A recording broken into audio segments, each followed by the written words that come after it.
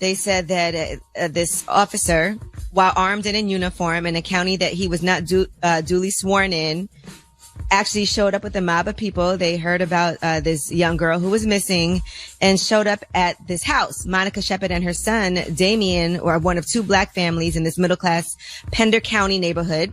And he was playing video games. He heard a knock at the door. His mother was sleeping. He opened the door and found a group of about 15 white people, mostly men, 3 of them armed, on the porch and on the walkway of his property. They said the group came up like a lynch mob to the door, demanding that Monica Shepherd and her son Damien answer their questions. They were actually looking for another black teen, and they wanted information about a 16-year-old girl who had run away from home. And they were very threatening, with assault weapons and everything. So he did try to close the front door on them.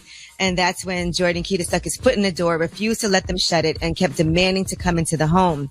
That's when Monica Shepherd, the mother, woke up during the confrontation, ordered her son to go back inside.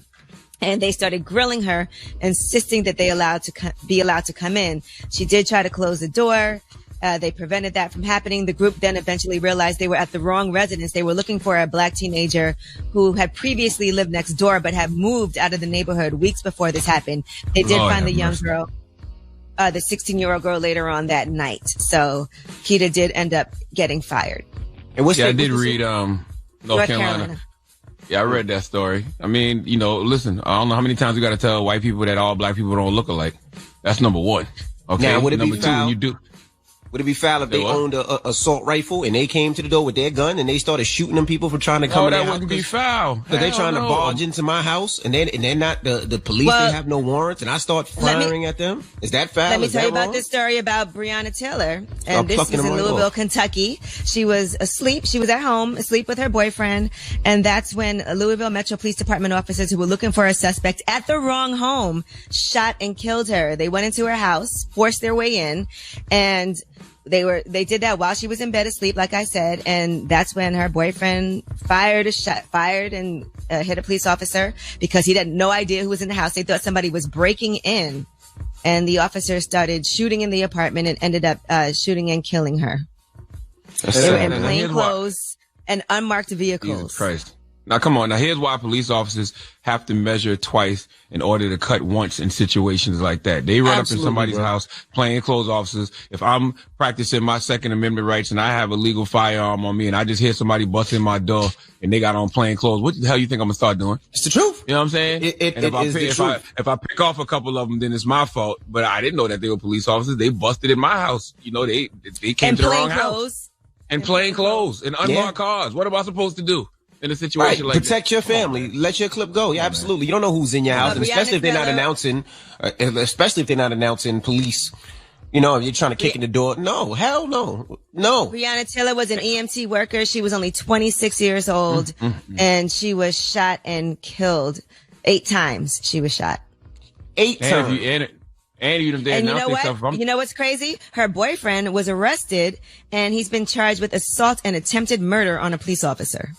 Why? Because he was in his house, minding his business, when a bunch of guys bust in with plain clothes from an unmarked car. And even if they did announce themselves, if I'm just waking up in my sleep, I don't know what the hell going on. I'm startled. All I hear is noise. Of course you go grab your heat and get the busting. Come on, man. All right. Well, that's your front page news. I told y'all this was going to make you angry this morning. So what do you do, though? What do you do in a situation like that? How does somebody like Breonna Taylor get justice because the police made a mistake? And once again, that's why when you're in certain positions, if you're a police officer, if you're a surgeon, you have to measure twice in order to cut once. You can't afford to make a mistake. How does that family in North Carolina get justice? How does Breonna Taylor's family get justice against the same people that are supposed to be protecting and serving? Who gave that address? Who looked at the wrong address? Like, all those people should be liable. Did they say police here? No, those people should be liable. You just can't walk up into the wrong house and then start shooting and say, oops, I'm sorry. Oops, and I'm sorry doesn't bring that young lady back. The suspect actually was already in police custody after he was arrested earlier that day. They all should be fired. Every officer in Breonna Taylor case should be fired. And it shouldn't even be a question. That's a liable mistake. Like, she's dead now. She's dead. They made a mistake? Because they went to the wrong address? Come on, man. Get it off your chest. 800-585-1051. If you need to vent, call us up now. It's The Breakfast Club. Hello, who's this? Good morning. It's RJ. How y'all doing today? RJ, what's up? RJ. Get it off your chest, bro. I just want to get off my chest, man. I feel like us as a black community, we really need to start coming together, it's a lot of positive things going on and it's a lot of negative. I just feel like if we all really, truly came together, you know, as a whole, you know, things would be a lot better for us, you know, because I get tired of pulling up my social media page and seeing someone getting beat by the cops or, you know, getting untreated because of healthcare issues. Hey, I agree, my brother. We do need more unity and group operation, but when we say come together, we have to come together to do something, right? Like, can't just come together to hold hands and kumbaya, my lord, right? Right. Oh, yeah, of course. You got to come together and do something. Mm-hmm. All right. Well, thank you for calling, brother. Hello, who's this? It's AB. AB, what's up? Get it off your chest, bro. What's going on, Envy? What's going on with you? Nothing much, man. I just wanted to get off my chest, man. This police brutality stuff is getting out of hand, man. Like, It's been out of hand. It's been out of hand for a long time, sir. Decades, as long as I've been alive. I've been alive 41 years. Right. And you're right, Charlamagne. But it's just the fact that, man, like, when is it going to stop, though? Like, when I really don't know, brother. When is our voice going to be heard as a community of, like, you know what I mean? Because, like, we said our opinions, but it's like, ain't nothing being done. It's just like the white folks going to do what they want to do. I think it'll stop when they're actually held accountable for their actions in a real way. You know what I'm saying? Not even just, you know, firings, but when they're actually arrested and charged and convicted and sent to prison. I think that's when it'll change, but I don't see that happening no time soon. Man, this sadly. is sad because it's like our younger kids got to grow up in fear of, you know, when they get older, you know, if they run down the street or they get pulled over, you know what I mean? Are they going to be killed because absolutely, they look like somebody? You know what I mean? It's a thought that I have all the time, man. And that worries me about my kids. Just never know, bro. I want to shout you out, man. I love your mixes and stuff, man. You doing your thing. Thank you, brother. Appreciate you, man. Get it off your chest. 800-585-1051. If you need to vent, you can hit us up right now. It's The Breakfast Club. Good morning. Who's this? This is Monty. What's up, brother? Get it off your chest. Yeah, man, I think the southern states are opening up too soon with this coronavirus pandemic. I feel like they're valuing dollars over lives right now. Pretty much, absolutely. Hey, just go ahead and open up. Yeah, just go ahead and open up. We don't care what happens to people. And I feel like Trump, he's pretty much deflecting, basically blaming everyone else, not taking responsibility for what's going on. I just think it's crazy, man, that we're valuing dollars over lives now. Why you say just the sovereign states? It's 42 states reopening. Yeah, I mean, yeah, we got all these other states reopening, but I'm from South Carolina. I'm from Spartanburg, South Carolina, the 864. But I just see it a lot down here. Like I'll go to Lowe's and you'll see it slam packed, and it's like, dude, what the heck happened to social distancing? I'm from the 843. I saw the list. I was like, they opening up barbershops, hair salons, nail salons, massage therapy. I'm like, damn, South Carolina might as well just open up. They opening up all them businesses. Man, we're pretty much open now here, man. It's crazy. It's open season, and I just find it crazy. And then you see the numbers spiking each day. Like I look at the total number of reported cases each day, and you just see it climbing and climbing and climbing. But yet our governor doesn't care. He'd rather value dollars over lives. And they care about the money. Come back and bite them. Yeah, they just care about the money, man. And it's sick that our country cares about the money rather than people's lives, because it doesn't affect them until it affects one of their family members. That's when they'll actually care about it.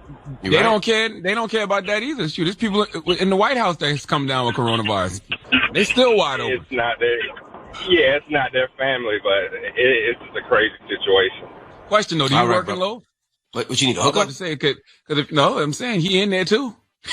Like, he walking around in there too, so you can't complain because it's probably people in there looking at you saying, "Look at this packed ass store." It's all about perspective. Hello, who's this? Hello, good morning. How you doing? What's up, brother? Get it off your chest. What up, Dre? Yeah, man. I want to say R.I.P. to Breonna Taylor. This looks crazy, man. Like I'm dealing with a situation with the cops and somebody trespassing right now myself, and I'm fighting it in court. Well, I'm going to be fighting as soon as the courts open back up. But basically, I caught somebody trespassing on my property, trying to steal a dog from me, and he assaulted me when I caught him, and I defended myself because he went to the hospital, and it's a white guy. Because he went to the hospital, I'm being charged with some crazy charges, and I'm facing 5 to 20. But he was on my property, and he never got in trouble. And it's like, how did you defend yourself? How you defend yourself with your hands? Right his head. Yeah, and whatever else you know how I go. Back congratulations. Beat you, whatever the first thing they can grab. Well, you know what? I can tell you spoke to a lawyer because you're using the proper terms. But you say you detained him until the police came and he was fighting you, so you defended yourself. I detained him until the police came. I wasn't trying to hurt him. You have a lawyer? Yes. Okay. All right. You know what to say then. Oh yeah, they in the way, man. Like, make sure you use them proper terms. They treat me like the victim. They treat him like the victim, and me like I was on his property or something. I was scared to death. I thought he was going to kill me. I thought I could detain him, and he started fighting. I didn't know what it was. Just make sure I was scared to death. I had to defend myself. If he was white and that guy was black, you wouldn't even have no charges. Exactly, and I probably would have got guns drawn on me, got shot at the scene and everything. I'm sure. Right. All right, brother. I want to say RIP to everybody else who had an unfortunate incident with the police. It's crazy right now. All right. Yes, sir. Thank you. Get it off your chest. And I just want to tell everybody out there, if you ever get into an incident, your words matter and what you say matters. All right. You see the brother that just called? Yes, I detained him until the police came. That means I wasn't trying to hurt him. That means I was just trying to make sure the police came and couldn't arrest him. Then he started fighting me back and I had to defend myself. I was scared. It doesn't show aggressiveness. It just shows I was trying to defend my life. Things like that say, just to remember, if you ever get into an incident, it's what you say, because they write down everything. Everything that you say, they write down. I know from personal experience. But anyway, get it off your chest. 800-585-1051. If you need to vent, you can hit us up at any time. Now we got rumors on the way. Yes, we'll tell you about a place that is now scheduled to reopen. So some people will be employed again. And then we'll also tell you about a child star who has never touched the income from their first job. All right. We'll get into that next. Keep it locked. It's the Breakfast Club. We are the Breakfast Club. Let's get to the rumors. Let's talk Michael Jordan. This is the Rumor Report with Angela Yee. On the Breakfast Club. So listen up. Yes, so we're nearing the end of the ESPN documentary series, The Last Dance. And one story that people are saying might be missing from this whole documentary is what happened with his wife at the time, his ex-wife, Juanita. Now, they were married for 17 years and they got married in 1989. And apparently they met at a Bennigan's restaurant in Chicago after a Bulls game. They said at the time, his divorce was among the most expensive in history. He was estimated worth $398 million at the time of their first divorce filing. Then they tried to work it through and work things out. She withdrew her petition for a divorce a month later, but then they did end up deciding to end their marriage. And she got $168 million at that time in the divorce settlement, which is one of the largest in sports history. So that's just one story that we might not see on the series. Yeah. When they get divorced? What year was that? 17 years. So it had to be what? 2006. That had nothing to do with basketball. That was way after the basketball career was over. Because the Last Dance was in what, 98? Yeah, so that was way after the Last Dance. That was way after that, the Last Dance. Had nothing to do with it. I guess what they're saying in this article is that they didn't even talk about them meeting. She first filed for divorce in 2002, but that whole story wasn't even, Yeah, but like you said, that had nothing to do with the Last Dance. 4 years after he was in the league. Niggas just be wanting drama. Like, that had nothing to do with the Last Dance. His father's murder was in there because that was in the middle of his NBA career. Yeah, the gambling was in there because it was in the middle of his NBA career. The divorce had nothing to do with it. They did meet in 1985. So. Okay, she's in the doc. Romance is, I'm just telling you what this article is saying. Okay. Mm-hmm. That's one story that you will not see. All right. Tyler Perry is going to resume filming in Atlanta, according to reports. And we already told you that he had been planning to do that, making sure all of the employees were tested, security guards, gardeners, everybody. They had a private lab where they tested everybody, and they're going to all live at the Tyler Perry Studios during the time of filming. So now we have some dates. So BET's Sisters will start on July 8th. And The Oval will start on July 28th. According to Variety, they are confirming that's when those productions will start for both shows. And they'll both take place over approximately 2.5 weeks. But they're being very safe about it. I was randomly talking about Tyler Perry yesterday because I was speaking about how, a lot of these TV productions and movie productions won't be happening, right? But Tyler Perry's reopening in his studio, and if he's shooting his content, you know how much stuff Tyler Perry can probably sell to networks right now? But you know what? Because he's going to be the only person making stuff. But he's doing it right. He's making people live in there that nobody, so it's just kind of like you can't leave, so you can't get it because nobody's coming in and out. Once you get tested, you're in there and you're stuck in there. That makes perfect sense. And he has the ability to do it, though. He has 330 acres and places to house people. So You could definitely social distance on 330 acres. But he's going to make so much money. Supermarkets. Yeah, you got everything there. Nobody has to leave. That's so smart. And I'm sure he'll continue to build probably a complex just in case anything like this ever happens again. He can do even more because he's the only studio that can do that, right? Which is brilliant. I don't know if he's the only one, but the fact that has housing and living and restaurants and all that. He'll be able to sell a lot of content if he can shoot during this time. Mm-hmm. Only thing is, it looks like he still has his own obligations of things that he has to film that he's already in contract for. So I'm sure that's going to take priority over new projects right now. Of course. But I mean, but he also might let other people come in and produce on his property. You know what I'm saying? If he has those facilities, like you just said. Correct.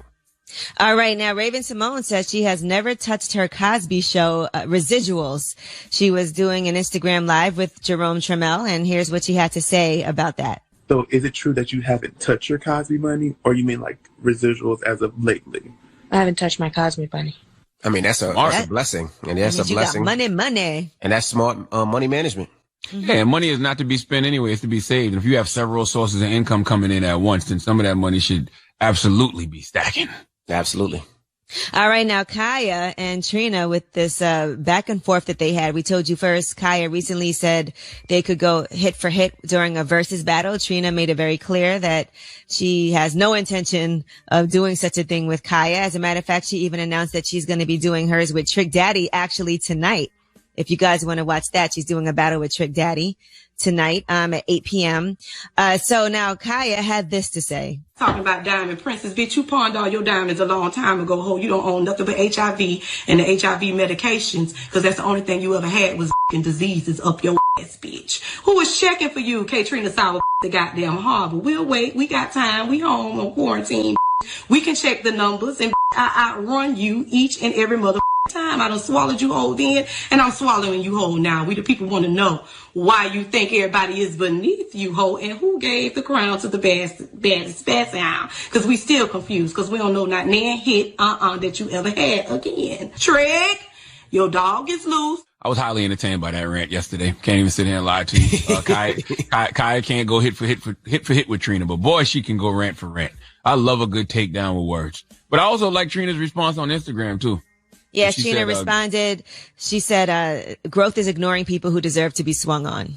Yeah, I can understand why she would feel that way, you know.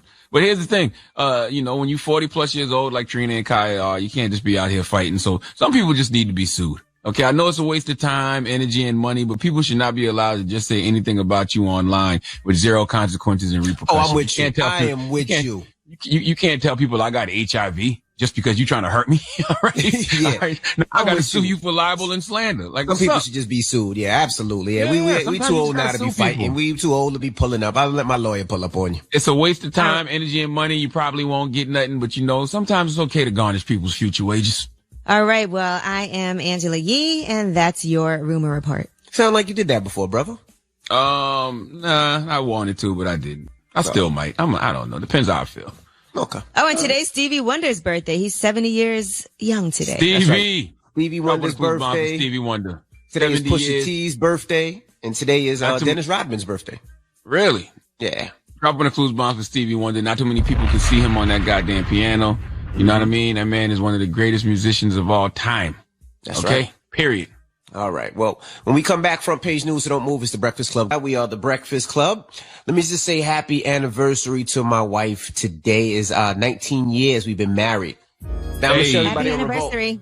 Yeah, Charlamagne. So I can't go to the store and purchase anything, of course, because we all stuck at the crib. But this is what I'm making her right now. Can y'all see it? I'm going to color this right now. I'm showing everybody on Revolt. I drew out a bag. Yeah, I drew out a bag, and then I'm going to color the bag in and give it to her for our anniversary. You can order things online. Not this store. The store doesn't have online where you can order this. Okay. Okay. But let's get into some front page news. What are we talking about? That store is trash if it's not able to send stuff during this time. Okay? It's not actually. I mean, it's not essential. It's not. No, it's definitely not essential, but I'm going to cut it. Go ahead. All right. Dr. Fauci is warning against reopening the economy too soon. He was talking to a Senate panel yesterday and was discussing all of the risks to the community. Here's what he has to say.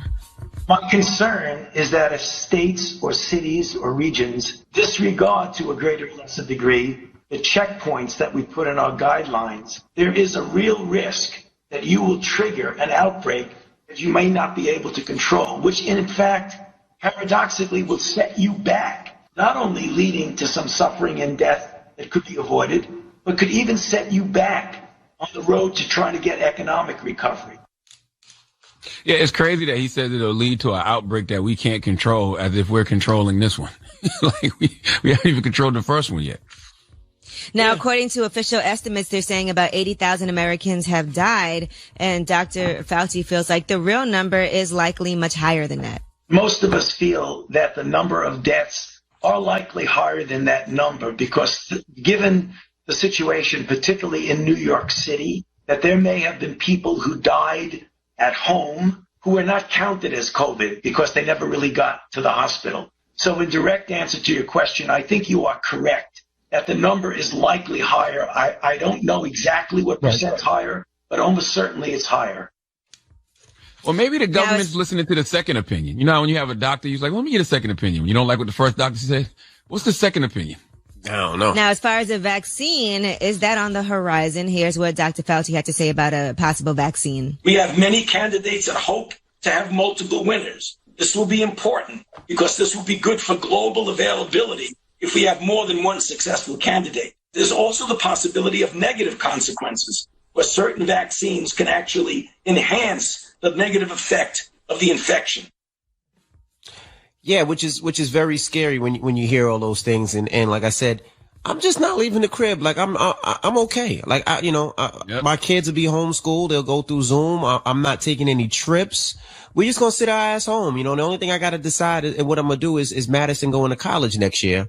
I don't think she's definitely not going to be staying on campus. I just don't feel comfortable. She's just going to have to travel every day. And depending on the class size depends on, will I allow her to go to class or not? I got to be safe. I got to watch out for my kids. One of my friends was telling me yesterday, she was like, I don't know, but I need my kids to go back to school because she has to work. So she's not sure because she's a single mom. She's like, I don't know what I'm supposed to do with my kids if I have to go to work and I have nobody to leave them with. She was like, I was like, so you don't mind sending your kids to school? She's like, I don't have a choice. Right. That is definitely a problem a lot of people are facing. Look, man, I don't know what the answers are because I really still don't know what the hell is going on. I just know that staying home as much as possible is probably the safest bet, but people do have to go to work and, people do have to take their kids to school because they got to go to work, especially when you're a single mother. So I just don't know, man. This is a very bad situation, and never in America have I seen a situation handled so poorly. I've never seen. For some people, they'll be like, just stay at home, keep the kids home. But some people really just don't have that option. So what do you do in that scenario? Now, House Democrats have released a new coronavirus relief proposal, and that proposal will be expected to be more than $3 trillion. That will be the largest relief package in history. But the Republicans have already said that bill is dead on arrival in the Senate. They said it's got so much unrelated to coronavirus, it's dead on arrival here. Let me tell you something. That pisses me off. It pisses me off because that shows you that America is a sham and we're not getting all out of America that we possibly could be. Because if they've already given out 1.8 trillion, then they putting proposals on the table for 3 trillion. But, we still can't get free health care. Right. We can't get free college education. You know what I'm saying? It's, you got all these homeless veterans in the street just starving. They done went off to fight for this country. Now they in the middle of the street begging for change. This country should be ashamed of itself that they can always bail out these corporations, and the fact that they can just say, hey, we can give you $1,200 a month if we want to. But they haven't done this before. Like, how many problems could have been solved in America? Yeah, absolutely right. And the fact that they can just say, we want $3 trillion. All right, we print up $3 trillion. Man. Yeah, now that's crazy. When we was all living high off the hog here in America, you know how many problems could have been solved if somebody would have just had some empathy and said, you know what? Let's give a relief package to people who really need it just because. Yep. Not because we're in trouble, but just because. You're right. America's a sham. It's an illusion.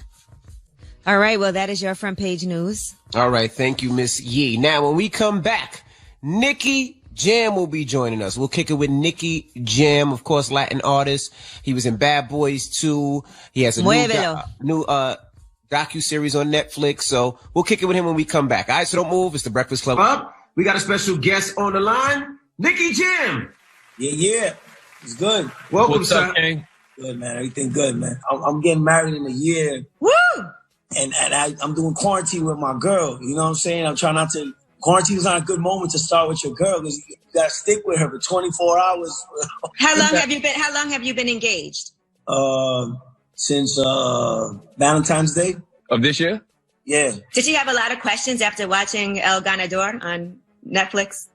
Well, you know, before she saw El Ganador, I told her my whole life, everything I went through and all that. So she kind of knew already what was going on before she saw it. Because you were a real 80s man, and I'm sure for any woman, she has to see that and be like, damn, you was banging your lawyer, you was banging people told you not to, you weren't staying away from women. It was like a weakness for you. Yeah, I mean, you know, she know my life. I mean, I was doing all that every day, different girls and all that, but I felt empty. You know what I'm saying? It was something about that. Every time I was with a girl, I felt like every bad energy of this girl that I was messing with, it was staying with me. Mm-hmm. That's right. I don't understand how to explain it, but it was something that, it wasn't the transfer of energy. Exactly. Yeah. It wasn't feeling good. It was a lonely life. And then I was in the moment that I was like, I'm having all this money, all this success, and I don't have somebody, you know, to enjoy it with. Right. I met this girl. She's an athlete. She's from Louisiana. She's smart. She's beautiful. She could play basketball like a beast. And, I mean, it can't be sexier than that. You know? Let's start from the beginning. How did you get into the music industry? How did you start rapping and performing? I was born in Lawrence, Massachusetts. I don't know if you know about Lawrence. Yep. I remember there was a lot of, when I was like 8 years old, there was a lot of talent shows about hip hop talent shows in high schools and stuff. And I used to go just to check them out, and I loved what I was seeing. They said LL Cool J was one of your idols and your influences as a kid. Yeah, back in the 80s, I wanted to be like him. You know what I'm saying? Without the muscles, so I ain't got his muscles. Gotcha. I went to Puerto Rico when I was 10 years old. They caught my dad with 25 kilos of cocaine. Okay, that's what I like to hear. and instead of my dad, he paid bail. He got out on bail. Instead of going back, he took us as a fugitive to Puerto Rico, and he raised me. And he's raising me as a fugitive in Puerto Rico because my mom was a drug addict and she couldn't take care of me. So my dad, he was doing drugs, but he wasn't that crazy. So he knew he could take care of us in that situation. And I went to Puerto Rico and I saw for the first time what reggae music was, dancehall music and all that back in 92. And I said, I want this, because back in the 80s in the States, the way people dance and do, it was a little bit separated. You know what I'm saying? They didn't do that Caribbean vibe where, you know, you grinding up on a girl. Yes. So I fell in love with this, and I said, I want to do this for my life. And I started packing groceries at a store, and I started rhyming. And it's crazy because my first language was English, but now I speak better Spanish than English because I've been living in the Spanish world for 20 years. So I started rhyming, and this girl from a record label saw me, and they signed me like in a week. Mm-hmm. They signed me in a record label called MP Records. I did my first album, and imagine I was 12 years old doing an album. Creativity wise, it wasn't really too good, but the DJs loved what I did, and I started doing a lot of mixtapes, and that's when I started working with Daddy Yankee. Daddy Yankee was the king of mixtapes in those days, and that's how it started. Why didn't you sell dope? I did it. Okay, you did. Okay, he said I did. So your dad, your dad put you on, or? Not really, man. I did it just to survive. You know what I'm saying? And I even did it. It's funny because I even did it. I went to Cresta 193rd and Fordham Road in New York, and I did it with Mango Pina days. I was there on the block trying to survive because I had problems. They was trying to kill me and Daddy Yankee because one of our best friends, he was in the Tito. Yeah, he was in the streets messing around, and they killed him. So they said we was next. So we had to go hide in New York because this guy had a 666 on his forehead. You know what I'm saying? This guy was crazy. The guy wanted to kill us. So I was trying to survive. So I told the guy, yo, man, give me a spot. You know what I'm saying? I'm trying to make money. I'm trying to survive. So I did that until I could make some money. And we all got, made money enough to go back to Puerto Rico. get us some straps and take care of each other and get back to this music again. I mean, it's crazy. You know what's crazy is that looking back on everything, you think about all the things you went through at such a young age, right? Like your mom being an addict, and then your dad, you know, being involved in the drug game, and then seeing one of your best friends discovering his body and all of those things that you had to deal with, and then having to flee to the Bronx to escape somebody trying to kill you. That's a lot to go through at such a young age. And we see you being like addicted to Percocets and all of that to kind of try to numb the pain. When did you realize this is not normal for a child to have to see these things? I mean, this is all I knew since I was a kid. You know what I'm saying? I saw my parents, you know, the faces they make when that was the crack era. So that could mess you up in the head. I started out with weed when I was like 11 years old. And from there, from weed, I went to coke, and from coke, I went to everything. And the perks, I did it when I was already like famous in Puerto Rico. Percocet is like a big drug in Puerto Rico. It's something that they like even more than anything else. I don't know in the States, but cause what I know, it was like more like a white people drug in the States and stuff like that. But in Puerto Rico, people love that shit, and they did it a lot. So I got hooked on that. I was doing 30, 40 pills a day. God damn, you lucky you alive, bro. I am lucky I'm alive, man. 30, 40 pills a day. And it came to a moment, you know, to tell you, there's a long story. To make it short, I was just tired of everything failing and everything being bad. I said, I need to break these chains. You know what I'm saying? My mom was a drug addict. My dad was a drug addict. You know, my uncle died of AIDS because he injected himself with heroin with somebody else's dirty needle, and he died in my face. I saw him die. You know what I'm saying? I said, I got to change this, you know, and I went to church one day and I got on my knees and I started, you know, I started crying. I cried like for half an hour and I let everything get out. I let everything go. And I went to Colombia, and it's crazy how people like, well, you got clean in Colombia. Colombia, the country where there's everything. All that good ass cocaine in Colombia? Well, that's not all Colombia. Colombia has a lot of beautiful culture, a lot of beautiful people, but you know, a lot of people think that that's the only thing that you could see in Colombia. So, but when I went to Colombia, I saw the good side of Colombia. I saw the love they gave me. They gave me all that love that I needed to conquer the world, you know. And I just got cleaned and I lost weight. I was almost 300 pounds because when you take perks, you don't really you're not the skinny drug addict. You know what I'm saying? Like you take perks, you eat a lot. So I got skinny. I lost like 100 pounds. And from there started finding my music in Colombia.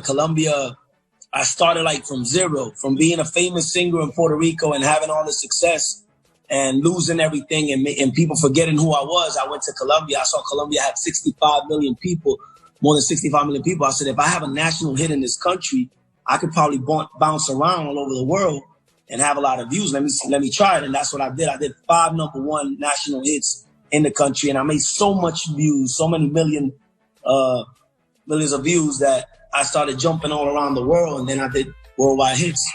All right, we got more with Nicky Jam when we come back. Let's get into a Nicky Jam joint. It's called X. It's the Breakfast Club. It's X by Nicky Jam. He's here. Latin artist, huge. You might have seen him in Bad Boys 2. Charlamagne? Listen, I want to go back to something real quick. It was a story that you told about when you was in the street. So you and Daddy Yankee, y'all come to New York, y'all get y'all money up, y'all get the scraps, y'all go back to Puerto Rico. Did y'all kill the guy with the 666 on his forehead? No, we did. No, we did. No, we was lucky that somebody took care of him. Somebody else. You know what I'm saying? And not for us. I mean, he had problems with a lot of people in Puerto Rico, and you know, that's the way it worked. Now, Charlamagne, if he did, do you think he would be like yes? Do you think if he did, do you think he'd be like yes? Well, here's the thing. He told 75% of the story, so I was like, well, wait a minute. The way it sounded, it sounded like you went back. What I'm telling you already came out on the series. So, but you did go to jail for shooting somebody. Yeah, I did. That was the stupid me. Right. Why'd you shoot somebody, for those who didn't see the documentary yet? Well, we was at a club. I can't really talk about it so much. If you see the series, you'll see that. You'll see when a gun goes off. But and that's it. The gun just went off. Did that happen in the States or did that happen in Puerto Rico? That happened in Puerto Rico. I got 3 years. They gave me 6 years for attempted murder, but I came out in 3. Now, how did you meet Will Smith? I see you as Will Smith got a great relationship. How did you and Will Smith get together? Well, the thing is, my manager is best friends with Will Smith's manager. So the thing is that he one time when I came out with this song X with J Balvin, it was a big hit, and he told him, yo, can you do the challenge? Like, can you dance with the song? He did it, you know what I'm saying? Obviously, me being a big fan of Will Smith, who isn't, I went crazy. And so I felt blessed, you know, and that's how we started a relationship. And then he saw how cool I was, and I was telling him that I was acting and I wanted to act, and he was telling me he was doing Bad Boys. And obviously, you know, me being a guy almost 40 years old, you know how we love Bad Boys. Mm-hmm. I asked him if I could be a part of the movie. He's like, yo, bro, do the casting, and if you do good, the part's yours. So I went to LA. I did the casting in front of these 3 ladies that had the poker face, you know, and I thought I didn't get it, but I did get it. You know, it went good, and that's how it is. This is my second movie. I did Triple X with Vin Diesel too, the third part. It was my first cameo that I did, and I thought I was gonna do a cameo in Bad Boys as well, but they gave me almost to half of the movie. You had a real part. You had a part point. Like, you had a real action part. They gave me a real part, made me look badass, do stunts and shit. Question, Nikki. You talked about the decline in your career earlier. Do you think that was directly associated with the beef with Daddy Yankee? I could say yes, a lot. Because Daddy Yankee, because the respect that people have for Daddy Yankee was insane. And I did a song dissing him because I felt that he shot at me in the song. You know what I'm saying? And obviously after that, Yankee comes out with the song La Gasolina. Yes. You know, y'all know what I'm talking about. Right. So he went, and imagine being the guy that dissed Daddy Yankee or the Gasolina coming out. That messed up my career for a lot. I mean, that was a stupid move, an ignorant move from my part. Are y'all cool now? Oh, hell yeah. We real good. Real good. How did y'all squash that? How did you have to come back and be like, my bad? Or how did y'all squash it? You know what? I told him I was sorry and everything. We said, it's funny. This is a crazy story. When he was in the peak of his career, I got on a plane, first class, and I think the people from American Airlines, they knew this, and they knew Yankee was going to be in it, and they knew we had like a little beef going on, and they put us on they put y'all together. They put us next to each other, and we sat down, and we talked. We talked on the plane, and he was like, "Yo, bro, look, let's do this. Music-wise, you know what I'm saying? Music-wise, right now, business-wise, we don't have to prove people that we good, you know what I'm saying? But me and you, we squashed the beef, so we was okay, you know what I'm saying? But people didn't know it, right? You know what I'm saying? People didn't know it, and and my mentality, and I wanted to do music with Yankee, and I wanted to fix everything, but my mentality, I said, you know what I got to do? It's easy to say you're sorry when you messed up, and you're broke, and you're not doing good, and your career is shitty, and he's doing so good. So I said, let me get my shit together. Let me get my career good. Let me work hard. And then when I go back and tell him I'm sorry, I know he's going to believe me because I don't need nothing. And that's exactly what happened. Right. How'd y'all get to that point where y'all was beefing to begin with? I was the drugs, man, had me so stupid, and I was messing up so much. I thought he needed to support me more, but he did so much. Yeah, he did. When you watch the docuseries, you're like, oh my God, how is Daddy Yankee even putting up with this? I was with that stupid keeping it real mentality, you know what I'm saying? And he was trying to be this successful singer and have a nice career. He was already over the street thing, you know what I'm saying? Because he was already like, you know, he was always a leader. And I wasn't thinking like a leader. I was thinking like a stupid follower. Okay. So he was like, yo, Nikki, you know what I'm saying? Like, I'll try to help you so much, but I can't deal with you anymore, bro. Like, you're going to get me in trouble. Hey, Nikki, we have a board op, another member of the Breakfast Club. He's also a DJ. His name is DJ Dramos. He loves you. He thinks you're hot. And he wants to ask you a question or two. Right, Dramos. What's up, bro? How you doing? What's up, man? So, I mean, obviously the old school culture of the reggaeton is a lot of macho stuff, right? You know, and now we're seeing guys like Bad Bunny kind of breaking a lot of those stereotypes, wearing things like dresses and kind of pushing gender norms and talking about a lot of political and society issues. You're an OG in this game. How do you kind of feel looking at that, seeing how far he's kind of pushing? Because he does get a lot of flack for kind of being this weirdo, quote unquote, in the Latin space. Man, I respect him, man. I mean, he got the guts to do it, bro. I mean, I don't think I look good in that dress. I definitely sent Dramos that video because I was like, what is going on here? And he had to break it down and explain it to me. No. I mean, I when I saw it, I said, he's a genius. I know it's going to work. You know what I'm saying? And then the guy had his girl right there, you know what I'm saying? And kissed the girl with the dress on. You know what I'm saying? Like, you can tell he's smart, man. He's very smart. Yeah, I never thought about that because, you know, in the hip hop community, you know, people see that and they be like, oh, he's gay or whatever. How is it in the Latin community when it comes to stuff like that?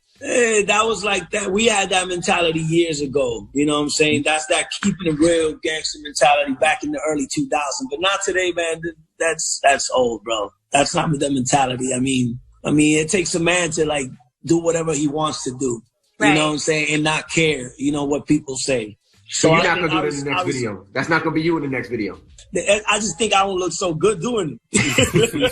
You know What's your relationship with your mom like now? Oh, it's perfect, man. I mean, the love is there, and she's making up for everything. I'm just blessed to have her.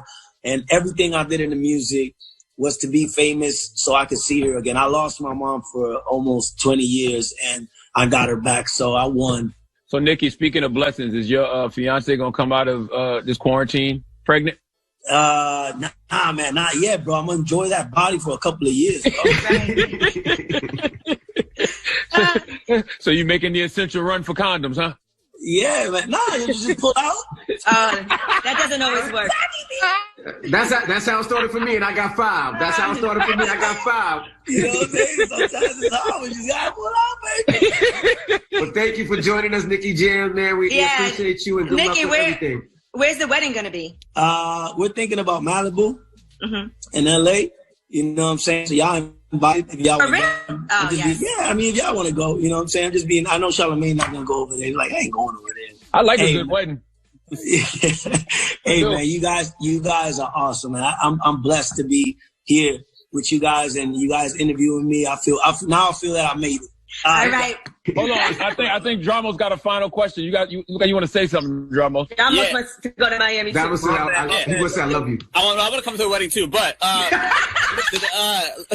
Los Cangres, man, the album, is it coming? Yeah, man. I mean, you and Daddy Yankee reuniting. We definitely gonna do something like 6 songs, something like that.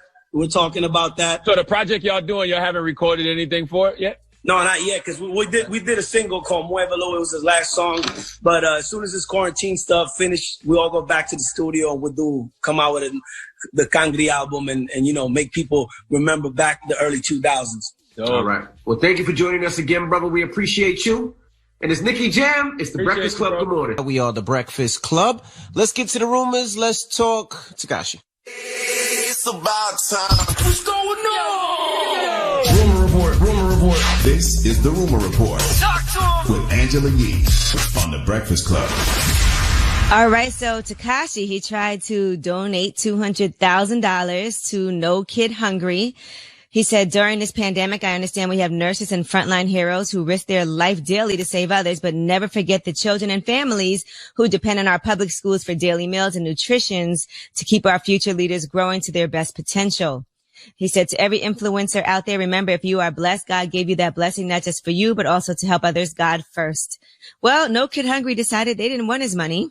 The campaign's director of strategic communications explained to Complex, we are grateful for Mr. Hernandez's generous offer to donate to No Kid Hungry, but we have informed his representatives that we have declined this donation. As a child-focused campaign, it is our policy to decline funding from donors whose activities do not align with our mission and values.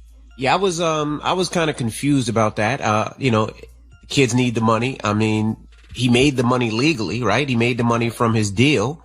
So I didn't understand why. And then we were talking about it and we forgot wasn't he charged with sexual assault or something like that? 3 felony counts for use of a 13-year-old girl in a sexual performance after a video surfaced in October of 2015. And then he was also arrested for misdemeanor assault after allegedly choking a 16-year-old boy in a mall in Houston. And so for those reasons, I'm sure they feel like that does not align with what we're about. Now, 6ix9ine responded to that claim and he said, No Kid Hungry rather take food at the mouth of these innocent children. I've never seen something so cruel. No, they just rather not take money from somebody that's done something to kids before. And I understand it and I get it. All right. Now, right after that story, I have to talk about Boosie. he actually was talking about on his video about how his sons and nephews got prepared for adulthood and how he helped out with that. This is what he said. I'm training them boys right. My nephew, ask my son. They were 12, 13. They got that's how it's supposed to be. Hell yeah, I got my son up. Yes, a grown woman. Super grown. Checked his ass out. Checked all my nephews out. Super grown. I know what the she did to them. She checked me out, that bitch. Jesus Christ. Boosie trying to go to jail.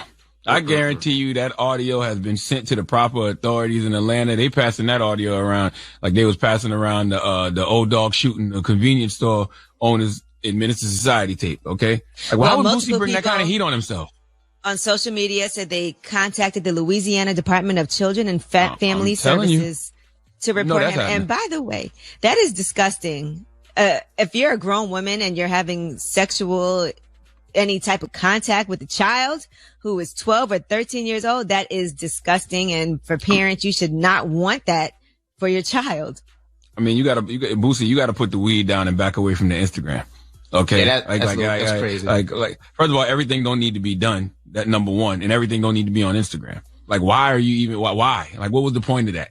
So now when them authorities knock on your door and, you know, they want to investigate you and they want to, you know, possibly take your kids away from you and they want to lock you up. Like, come on, for what? Like, why? Why are you bringing that attention to yourself? That don't make no sense. I don't get it. All right. Now, Snoop Dogg wants to do a versus, and who do you think he wants to challenge? He thinks would be good. Here's what he had to say. So to me, it would be either Snoop versus Jay-Z, because he has been the king of New York around the time I've been the king of the West. Right there. That sounds like the ultimate battle. Now, I don't know if Jay-Z would do it because he's kind of like Dr. Dre. How you were saying, we love him, but Jay-Z, introvert, quiet. You know what I mean? I mean, I think that'll be great. I don't think that'll ever happen. Jay, I just don't see Jay as that type of person. Yeah, I love Snoop D-O-double-G. Fat Joe agrees. It's not going to happen. I love Snoop D-O-double-G. He's an icon, but he don't want it with Hov. Come on, man. Stop. 20 songs? No. Come on. It's not. That's actually a wash. Come on. Snoop definitely got 20 songs. I mean, he does, but they not on the level of Hov's. Envy. Come on now. You a DJ. Come on, you can't ask me that. Come on, you guys say I ride Hov's like, come on, I love Snoop. I've been to Snoop concerts. Snoop gets busy, but come on, man, 20 songs with Hov? No, man. I was thinking about this yesterday. Who could battle Hov catalog wise, right? I think it's between two people. Who? I think it would either be Kanye, and I'm not saying he would win. I'm saying it would be between Kanye or Drake. Kanye or Drake. No, I don't think I think Hov washes both of them. He washes all of them. It's not even a contest. It's not even a fight. I think the same. That's my personal opinion. Are you kidding me? Jay-Z show. Have you ever been? Jay-Z can do 8 hours. Yes. Literally. Snoop could do a lot as well, but it's just nah. I just can't see anybody. No. Okay, guys, and since we're talking about verses, come from the Chronic, and they come from Chronic and Doggy Style, and then he's got some good singles later on in his career. Since we are talking about verses, let's discuss Swizz Beatz. Now he's saying that the John Legend versus Alicia Keys is already in the books. Listen to this. Battle of the Keys, that's done. I mean, I can tell you right now, that's done. We got 15 battles. We got 15. I keep saying that. We got 15 celebrations that's done already. That's done. And I love that it's a male and a female bringing the creativity back to the music. He also talked about an upcoming battle that is going to be legendary with a couple of artists who have inspired much of today's hip hop artists. Big Daddy Kane versus Rakim on Versus. We got enough icons playing music with music, but I just feel something different with Big Daddy Kane, and I just feel something different with Rakim, that they need to spit that on those beats and let people understand why we show up today for hip-hop and why hip-hop is so important and why people even celebrate what we celebrate as hip-hop. I love that too. Big Daddy Kane. I love that. I love that. Rakim, I love that. This is getting fun. And I like the fact, I like what Swizz said. He wants them to actually rap while they're doing the verses. Like, he wants them to rap their songs out. That would be dope. All right. Swizz also thinks that you should pay taxes if you're a rapper to the elder statesman. Here's what else he had to say. I want to raise $1 million for each icon that started hip hop. The fact that we're not paying taxes on who started hip hop shows that we don't really love hip hop. We need to be paying taxes to the creatives of hip hop that gave us our freedom of speech to move forward.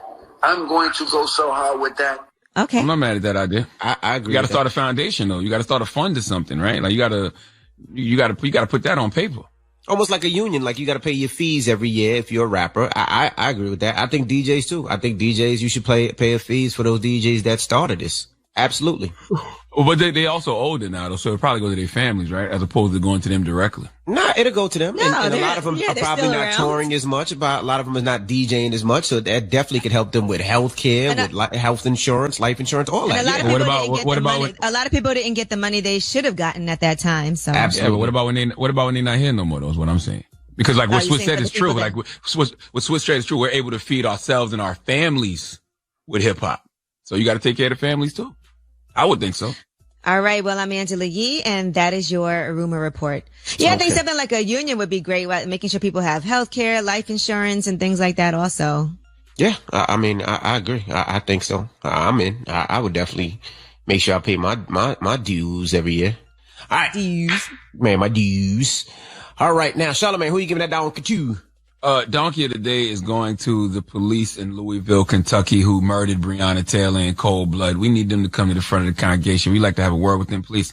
All right. We'll get into that next. Keep it locked. It's the Breakfast Club. Donkey of the day for Wednesday, May 13th goes to police officers at the Louisville Metro Police Department in Kentucky. Their names are Jonathan Mattingly, Brett Hankinson, and Miles Cosgrove. Okay. According to NBC News, they were identified by the police department as the officers who are currently under investigation for shooting and killing Breonna Taylor, okay? Because they were looking for a suspect at the wrong home. I repeat, they were looking for a suspect at the wrong home.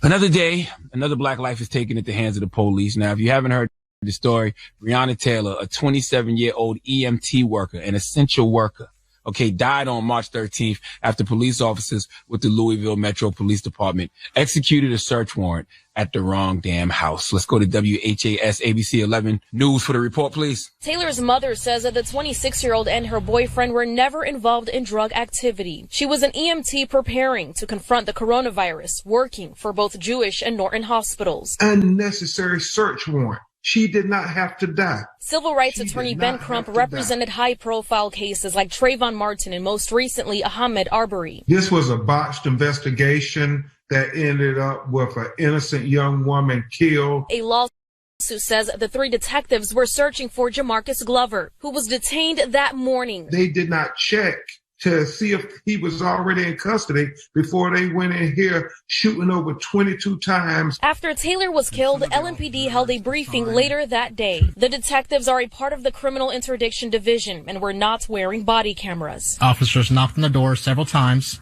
and announced their presence as police who were there with a search warrant. Taylor's attorney disputes that, claiming police never identified themselves. The lawsuit says Walker, a registered gun owner, shot at a sergeant in self-defense. He was arrested and charged with attempted murder of a police officer. All three of the officers were placed on administrative reassignment. Now, I was looking at this thing, man. Breonna Taylor was an award-winning EMT and model citizen. Okay, she loved her family and community. She worked at 2 hospitals as an essential worker during the pandemic. I saw that posted on Instagram, and she's dead now because police in Louisville, Kentucky failed to measure twice in order to cut once. Now, let me tell you something. You know how we say things like the most valuable thing you can make is a mistake. You can't learn anything from being perfect, or, making mistakes is a lot better than not doing anything, or mistakes are proof that you're trying. None of those quotes apply to this mistake.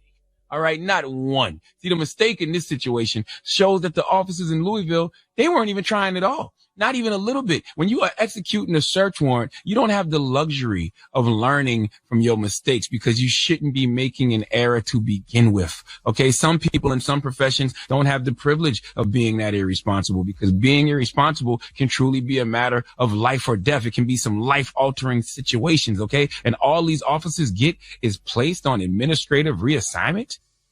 Huh?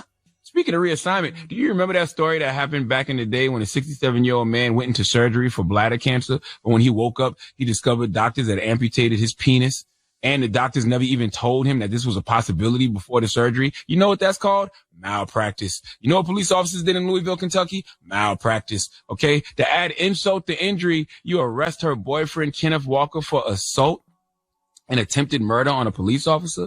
Now, this brother, Kenneth Walker, he had a license to carry and kept firearms in the home for protection, as we all should. 2A all day. Now officers are saying they knocked on the door and announced themselves, but the lawsuit says they entered Taylor's home without knocking and without announcing themselves as police officers. Yo, I don't know what happened. All I know is Walker did what any person should do in that situation. You hear somebody breaking into your house, you waking up in the middle of the night, and you got your legal firearm, you get the busing. Okay? These officers were in plain clothes. They pulled up in unmarked cars. How is this brother Kenneth supposed to know what's going on? Kenneth had zero criminal history for drugs or violence. No drugs were found in the home. He's not part of that lifestyle. So when he hears somebody breaking in his house, all he's thinking is protect, protect, protect. And I feel him. Okay? Kenneth Walker didn't make a mistake. The police in Louisville, Kentucky did. Okay? You know who should have charges brought against them? The police in Louisville, Kentucky. Like, what are we doing, America? These officers executed a search warrant on the wrong house. From that moment on, it's their fault. Period. A woman is dead. And all they have to offer literally is a statement saying, due to an ongoing internal investigation into this situation, we are not able to comment at this time. Damn. I can't even get a my bad, condolences to the family, nothing. I can even play white devil's advocate in a situation like this and say, if they didn't know they were in the wrong house and, gunfire started, I can see why they, reacted the way that they did. But that logic goes out the window simply because they were in the wrong house. This is their fault, period. Now we have to ask ourselves the question, who polices the police? Breonna Taylor is dead. Kenneth Walker is facing charges of trying to kill a cop. Their lives will be changed forever. Meanwhile, these cops get what? Who's going to make sure justice is served for the regular everyday people who pay those cops salaries with tax dollars? Louisville Mayor Greg Fisher said in a statement Tuesday that he was monitoring the case and talked to the police department's chief to ensure a thorough investigation. Yeah, right. The same police department who can't even execute a search warrant properly is going to give a thorough investigation. If it was anything thorough about this police department, Breonna Taylor wouldn't be dead today because you officers would have done your due diligence before you ran up in the wrong house. Okay. Condolences to the family of Breonna Taylor. Kenneth Walker needs his charges dropped immediately, and Jonathan Mattingly, Brett Hankinson, and Miles Cosgrove should be fired and charged with second-degree murder. Period. Nothing else to talk about here, folks. Please let Remy Ma give those 3 officers from the Louisville Metro Police Department the biggest hee-haw. Hee-haw, hee-haw. You stupid motherfucker. Are you dumb? Totally agree. And absolutely, positively. And whatever happens to those officers is not enough because Breonna Taylor is dead. This is an essential worker who worked at 2 different hospitals during the global pandemic, saving our lives, and you just took hers because you made a goddamn mistake? Tragic. You executed a search warrant on the wrong house? Come on, man. Man, that is so sad. All right. Well, that's effed up, bro. All right. Well, thank you for that. To even have to listen to. To even talk about, to even listen to. Absolutely. Well, thank you for that donkey of the day. Up next, Ask Yee, 800-585-1051. If you need relationship advice or any type of advice, call Yee right now. It's the Breakfast Club. Good morning. We are the Breakfast Club. It's time for Ask Yee. Hello, who's this? Hi, it's Misha. Hey, Misha. What's your question for Yee? My question is, so I've been dating this boy since the middle of February, and I'm about to get my COVID-19 test, but I think, well, he's been acting funny towards me. Like, it's like he don't want to talk to me. Do you guys live together?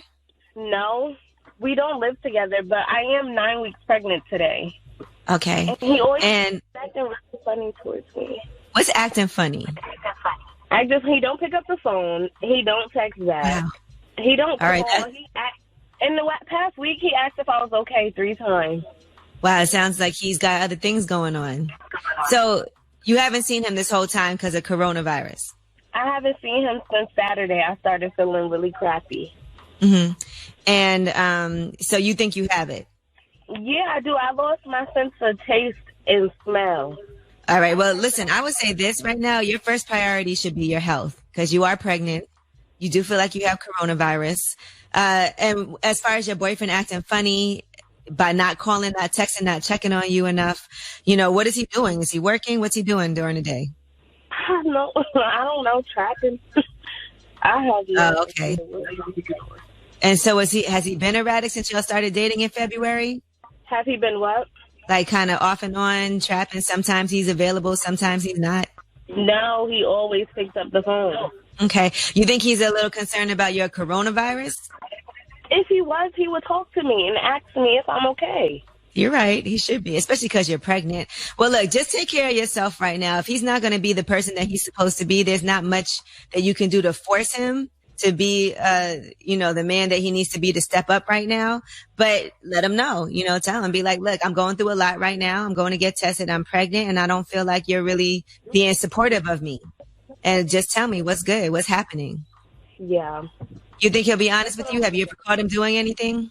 No, not really. He always seems so concerned with me every time we're together, but when we're apart, he always acts like he don't want to deal with me. Like he always funny when I'm not around him. He's like one of those men that requires so much attention. Right. And you feel like maybe he doesn't know how to be in a relationship. Like maybe you're his first real girlfriend and now you got to train him. I don't think that's it. I just think he's a Gemini. I think he just requires way too much attention. Mm-hmm. All right. Well, look, I just want to say this, girl. Just take care of yourself. Take care of your body. Take care of your mental and all of that. Just let's make this first priority the baby. And, all you can do is tell him what you need. If he doesn't step up to the plate, that's on him. It's not on you. I know. All right. Best of luck to you, by the way, and take care. Make sure you eat your fruits and vegetables and make sure you're staying healthy, getting your vitamin C, getting some sun, getting some vitamin D. Stay healthy. Thank you. You too. All right. I appreciate it. Ask Yee, 800-585-1051. It's the Breakfast Club. Good morning. We are the Breakfast Club. We're in the middle of Ask Yee. Hello, who's this? Good morning, Giovanna. Uh-oh, what's the matter, Giovanna? Why you sound like you whispering? I'm whispering because my college student is home. Okay. And I don't want him to hear my question. Oh, boy. Mommy freaky. All right, let's go.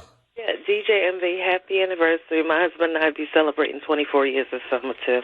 Wow. In our 20s. Congrats to that. Yeah, same to you. My question is, I don't know how you deal with all those kids, but what to do now that these kids are home when you're trying to get freaky with your husband?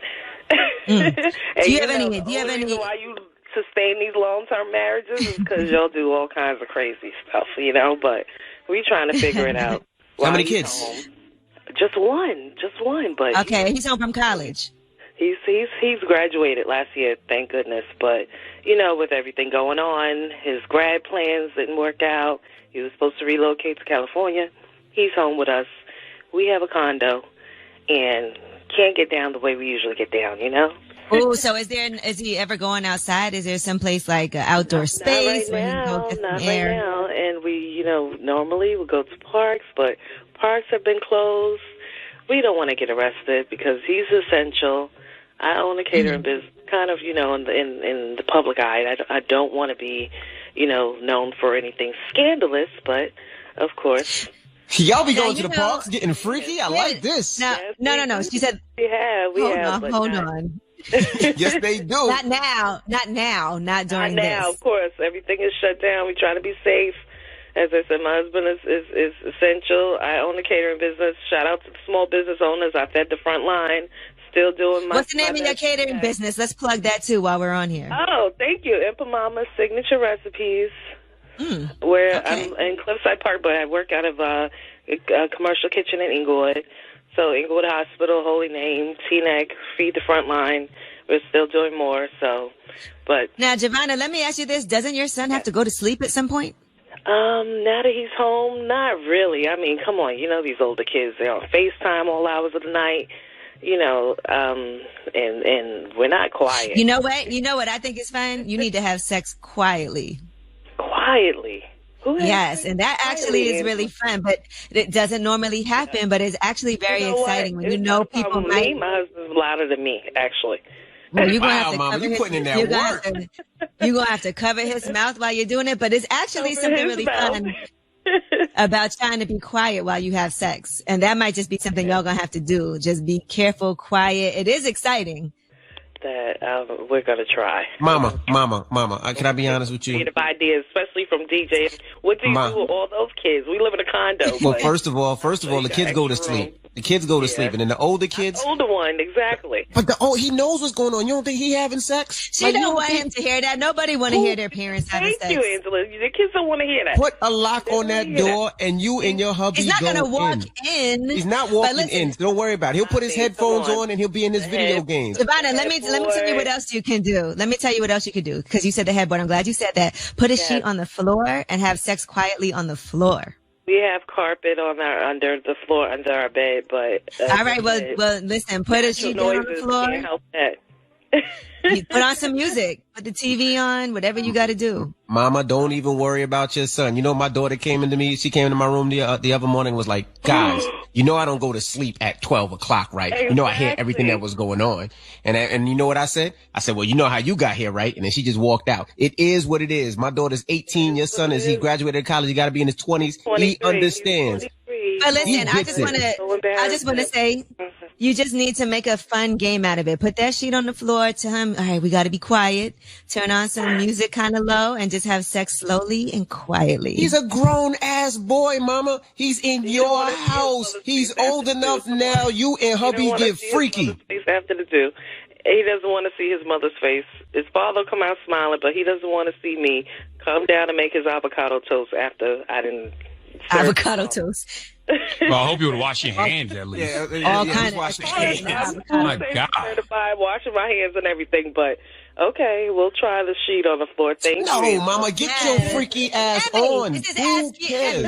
Emmy, this is Ask Ye. She wanted advice, and my advice is have some fun with it. It's a different time. It's a different era. She don't want her son to hear. Put that sheet on the floor and have fun trying to be quiet. Mm-hmm. Quarantine sex, maintaining the long-term marriages. You got to do what you got to do. Mama, I haven't worked out the bed thing yet. And every time he makes a little noise with his mouth and he starts getting too loud, just cover his mouth and be like, hey, you gotta be quiet. Mama, nah. And let me ask you a question. When you find out what to do with the bed, help me out with the bed, because I haven't figured that out yet. My bed be squeaking. We haven't figured that out, man. We haven't figured. We use WD-40. We put purple mattress and everything, and it's still mine too. The mattress. What the hell is a purple mattress? It's a label. It's a type of mattress. Do you have a air mattress? No, we don't have. No, please. We would bust an air mattress. We tried that back in the 90s. She tried to play you. Angela, you just tried to play you, Mom. She's going to tell you she got an air mattress. You're a grown-ass woman. She tried to play you like you some little young cop with an air mattress. I You're disrespectful. I actually have an air mattress as a spare mattress in my house in case I have company. And I'm like, okay, here's an air mattress. So sometimes people come and spend the night. So you can blow up. You could use the air mattress. In the 80s. No, I don't know if that's going to work. And it's a pillow top air mattress, and it's very nice. Yeah, and my goddaughter inflate automatically. Yeah, I have that for guests, but I don't think that's going to work for us. Mama, go in. Don't worry about him. We're going to go. Okay, I'm going to take your advice. Go in. He knows. He understands. I know you know, DJ MV. Long-term marriage, you got to do what you got to do. That's right. Sometimes you got to stick. Now, kids or not. That's right. Or stick your face out the window. Let hubby hit it from the back. That way, if you yell, it's outside. You go in. You get freaky. They're my neighbors. I've already had notices under my door from my neighbors. That's the last thing I need is for them to see my hanging out the window now, too.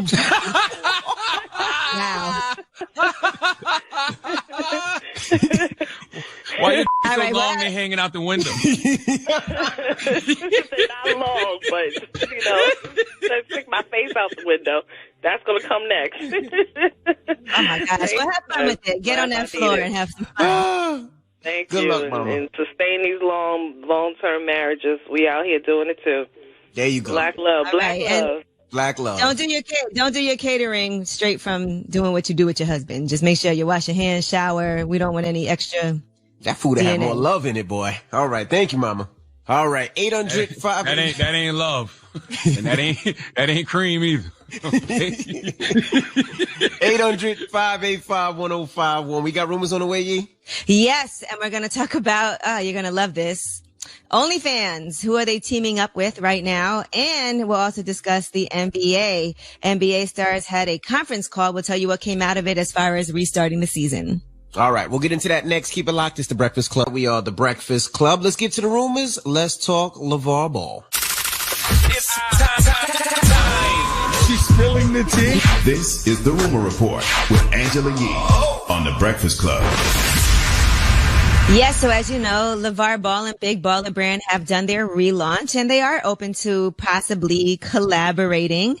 All right, LeVar Ball, his 3 sons, Lonzo, LaMelo, and LiAngelo, have signed to Roc Nation Sports last month, and you know they have a strong relationship with Puma basketball. So here is what LeVar Ball had to say about potentially collaborating. You got to think it's potentially down the road, lest we wouldn't even, collaborate with these guys. And like I said, I'm not going to know until we have a meeting and sit face to face and I see what they bring into the table and they see what I'm bringing to the table. And if we can be both transparent on what we want out of the deal and it works together, then we'll do it. If not, it's okay. All right. I'm mad at that. Nothing wrong with that. Yeah, we see that happen all the time. So that could be a nice collab. I got me some Baller Brand slides upstairs, bro. I support the Baller Brand. You still have your own brand, but you can still do collabs with other people, so everybody does it. All right, now Demon Time and OnlyFans looks like they're going to be launching a new virtual nightclub. According to OnlyFans, they tweeted out the experience will be made possible through the site's new dual live screen feature. It's kind of like Instagram Live. So, Beyonce dropped both of those, Demon Time and OnlyFans, on the Savage remix with Megan Thee Stallion. Mm-hmm. And so now they're saying the first show is going to take place this Friday. What is Demon Time? What is that? Virtual strip club. That's at night. Demon Time night. Virtual strip club. So they're going to listen, people are making money when they know how to do it. I see Cash Doll is doing something online too this Friday as well, a concert, and Sada Baby did it actually, last week also. I think it's the same one that, Boosie was on. People are figuring it out right now. How can we make money during this time? And, some people are really making it happen. So I think the one with Cash Doll, let me see, is on streamticket.tv. So people can pay and get on there. She's performing? Concert. Mm-hmm. Okay. Yeah, performing live. All right, now let's talk about Chris Paul, LeBron, other NBA stars. They had a conference call, and they're talking about restarting the season. So they had a private conference call. They came to an agreement that all of them would be unanimously in favor of resuming the season if given the opportunity. As you know, Chris Paul is the president of the National Basketball Players Association. So the call had people like Kevin Durant, Anthony Davis, Kawhi Leonard, Steph Curry, Damian Lillard, Russell Westbrook, Giannis Antetokounmpo, and so the group is going to be significant in deciding what's going to happen with the remainder of the season as they're trying to figure it out. They said there's no point in adding risk for flying all of you city to city if there's not going to be fans. We think it would be safer to be in a single location. We're not sure what that location would be yet, but it looks like they all want to get started. I also saw that ESPN, they're concerned about running out of content and things to talk about every single day without. Yeah, that's they've been difficult. Listen, I'm telling you, Stephen A. Smith, Max Kellerman, Molly, Jalen Rose, Mike Wilbon, Tony Kornheiser, all of them should be commended because the fact that they can get on TV every day and find things to talk about and still make them interesting, it's incredible to me. I watch First Take every day just because, it makes me feel normal being at home. But I've heard every single Jordan discussion that they possibly could have. Yeah. And I'm intrigued every time. Absolutely. Every single time. Drop on the Clues Bounce for First Take, goddammit. Stephen A., Matt Kellerman, Molly, y'all do a great job. Now let's talk about Michael Rubin's All-In Challenge. We've been talking about this Tom Brady prize package. You get to go to his first Tampa Bay Buccaneers home game. You get his jersey from the game and you get dinner with him. That actually went for $800,000. Now, who won that prize? Well, the winner of that is a 25-year-old YouTube star, Logan 30 Acre. So he actually is a huge Tom Brady fan and has already paid in full that $800,000 because he makes millions of dollars from his YouTube accounts. Wow. And since we're talking about sports, Dennis Rodman, he recently was on Mike Tyson's podcast, Hot Boxing. And one thing that he talked about was going to, on a trip with the Harlem Globetrotters, going to North Korea and hanging out with Kim Jong-un. Here's what he had to say about a wild night. So he's just saying, Dennis, we would love you to come back. We enjoy your company. So we'll have dinner tonight, have a little karaoke, have some vodka, and stuff like this. So I said, okay, great. Next thing you know, we go to dinner and we just shooting we getting drunk and shit, stuff like that. He gets up, starts singing karaoke, have no clue what the he's talking about. So everybody's clapping, and he has like this 18-piece women's band. I mean, these girls are hot, you know, and the whole time they play one song. It was the theme from Dallas. I just don't feel like Dennis Rodman has told us everything, man. I feel like he's holding out on us, and I want him to give us every single entertaining story. Man. I know, but I want to hear every single entertaining story he has before he goes, okay? Think about it. We didn't know him and Carmen Electra was having sex all around Chicago Bulls facility. Like, the man has lived an amazing life. I want to hear more from Dennis Rodman, goddammit. Can Dennis Rodman get a podcast? I'm sure he could. All right. Now, Prince. They're doing a Prince Live 1985 concert, and that's going to be streaming for coronavirus relief. It's the Prince Estate in partnership with YouTube, and it's Prince and the Revolution live, and that's going to be filmed. It was filmed toward the end of the Purple Rain tour in Syracuse, New York. It was filmed back on March 30th, 1985, and it will be available on Prince's official YouTube channel for 3 days only, starting on Friday and continuing through Sunday. So if you want to see that in collaboration with YouTube and Google, that will run in support of the Coronavirus Solidarity Response Fund for the World Health Organization. And Google will match $2 for every $1 up to $5 million. So any viewer donations will have that matching component to it as well. They do have an audio album from the concert that will be released to streaming services, and that's going to be released on Friday, May 15th. So, you know, I'm a huge Prince fan. He's my favorite artist of all time. So I will definitely be watching that. Mm-hmm. All right. I'm Angela Yee, and that is your Rumor Report. I just think is crazy